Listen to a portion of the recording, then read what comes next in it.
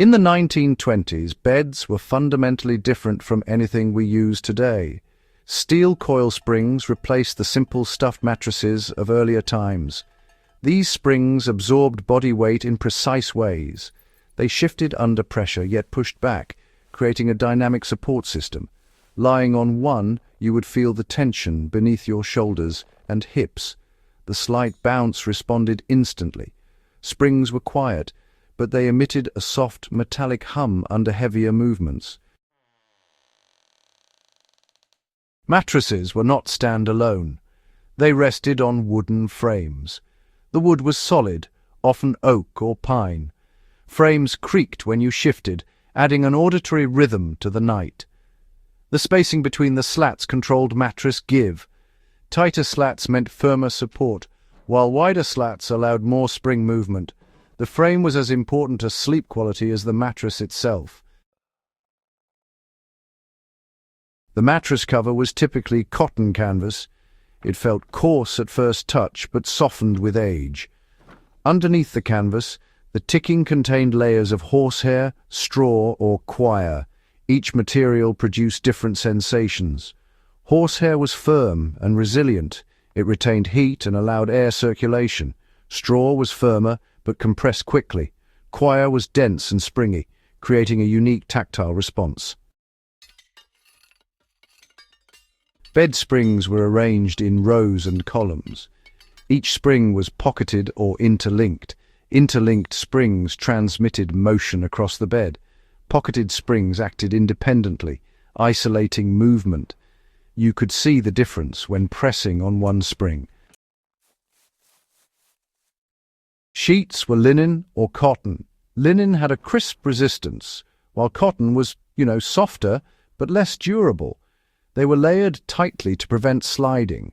Top sheets were often tucked meticulously. The rustle of sheets added a subtle sound layer.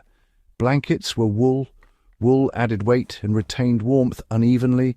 The combination of sheets, blankets, and spring tension created a complex sensory environment. Bedroom placement affected sleep. Beds were often positioned against exterior walls. Airflow was controlled by open windows and heavy curtains. Morning sun filtered through lace or cotton drapes. This influenced temperature and light exposure. Even small shifts in bed orientation altered comfort. Daily habits reinforced the bed's effectiveness. People aired mattresses regularly. They tapped and shook them to redistribute fillings. Bed springs were adjusted if sagging occurred. Some owners placed boards beneath soft areas to maintain firmness. This tactile engagement kept the mattress responsive over years. Room hygiene was, absolutely integral. Floors were swept and polished, making sure everything stayed nice and clean. Linen was changed weekly. Dust layers could actually reduce airflow and even alter tactile comfort. Sleeping surfaces were intentionally firm and clean to maintain the precise spring response. The soundscape really mattered. Nighttime was quiet, but not completely silent. The spring hissed softly when shifting, and wooden frames creaked just a bit. Fabrics rubbed with subtle friction. These sounds communicated mattress responsiveness. Temperature management relied on layered materials. Wool blankets retained heat, while linen sheets cooled quickly against the skin. Horsehair cores allowed air movement. The combination produced a balance between warmth and ventilation. So structural integrity, extended well beyond just the mattress itself. The bedposts and the joinery were really solid, ensuring the whole structure stayed put. This design prevented any warping, even under those dynamic spring loads.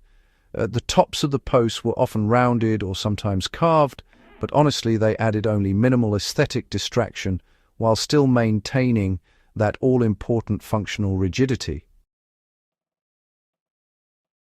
The visual design of the bed, interestingly enough, always reinforced its function. The height was just right for getting in and out without any unnecessary straining. Bedding layers were carefully and evenly distributed, providing consistent support across the surface. Pillows were feather-stuffed and shaped specifically to support the neck. Altogether, each element played its part in ensuring proper spinal alignment. When we apply these principles today, they still offer really practical insight. High-quality spring beds are still designed to transmit body weight efficiently. The way materials are layered continues to influence both temperature and comfort. And of course, the quality of the wooden frame remains absolutely critical. By observing these methods from the 1920s, we can actually make better choices in mattress selection and even bedroom layout, especially if we're thinking about survivalist readiness. Sound and movement are, really instructive. Bed springs offer immediate feedback. Creaks, hisses, and the rustle of fabric provide important cues about mattress health. Daily inspection preserves function. These details honestly teach self-sufficiency in sleep management. Light and air manipulation remain, essential. Natural light and airflow help regulate your circadian rhythm. Layered curtains and window placement can create subtle shifts in room temperature. Beds oriented to optimize light exposure actually improve sleep quality. So, the final takeaway is this: understanding 1920s bed springs teaches more than just history. It offers actionable insight into body support, material interaction, and room optimization. Layered fillings, spring arrangement, frame strength, and environmental control all form a system. Observing and interacting with these elements genuinely enhances sleep quality. Viewers can, of course, apply these lessons to modern beds or historical reenactments.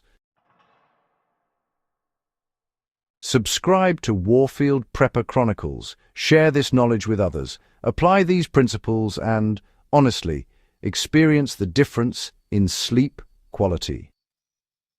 Every element from spring tension to bedding layers is deliberate and informative. Your next night's sleep can be smarter, firmer, and historically grounded.